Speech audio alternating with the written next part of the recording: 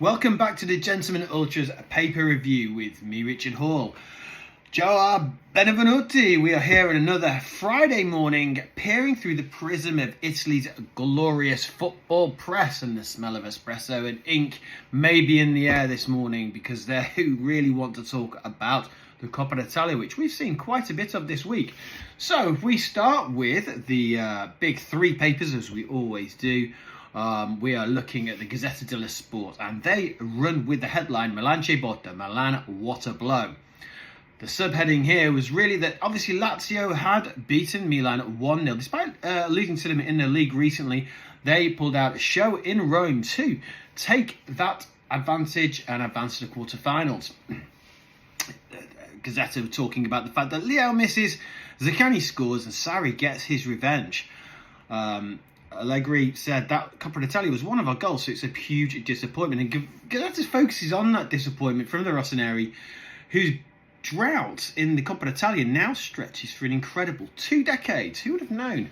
The highlight of the missed opportunities really was on Rafael Leao, who seems to divide opinion whether it's in the Milan camp or in the press in general. That obviously he has had issues with Theo Hernandez in the past when both players were deemed not to be as forthcoming with their efforts in training, should we say. And so when he does miss, he's very much highlighted, even though he's such a key player for them. On the side notes, the Rossoneri, the pink paper basically says about the Rossoneri, that they need to sort out cheap errors and they're not making enough chances count. And if they're seriously to win the Scudetto, all of this needs addressing. So, Corriere dello Sport, obviously a Roman-based paper, and they go with Zach, max out. The Lazio masterpiece, they say here, that Milan go home, Zaccagni is decisive, and yes, Tavares' corner and the captain's header.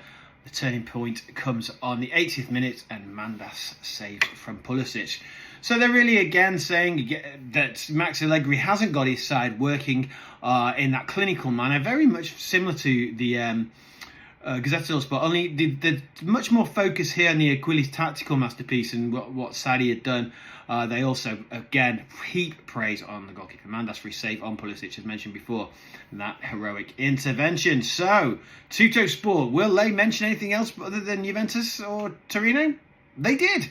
Yes, they did. And they put Lazio Velasano Fafuro il Milan. The venomous Lazio knock out Milan. Again, Zaccagni avenges the San Siro night, the 1-0 defeat with a lethal header on the 80th minute. And again, Leao squandering chances. They feature that. But, of course, they flip as well. They want to confirm that Dusan Vlahovic and Federico Gatti both underwent surgery yesterday. So, wishing them a speedy recovery because it's a setback for the Bianconeri. But they said that both procedures were successful. So, very quickly before we leave, we want to just talk a few other things. They also, in both papers, have mentioned their Inter's absolute destruction of Venezia in the Coppa d'Italia, POS Esposito, with his now trademark celebration with an absolute thunderous golazzo. Also a fantastic strike from Marcus Thuram and Boni. Marcus Thuram, of course, grabbing a brace in that game. Inter's youth products, there's 3 debutants there. 2 debutants, actually. One had made his debut against Eintracht Frankfurt previous, but those 3 debutants show that Kivu is really, really looking to promote youth, which will be very interesting. Something that Inter have not done as well as they probably should have done in the past. They also look at Atalanta. The Ledea sailed through, absolutely decimating Genoa. 2 late goals, but yes, Rafael Palladino keeping their resurgence going. Transfer talk, there's talk again of Milan. They're saying that there's the Colombian defensive midfielder, Yon Yaze, I can't say it, Yon Yade Azrale. They're saying that there could be a January move for him for about €3 million.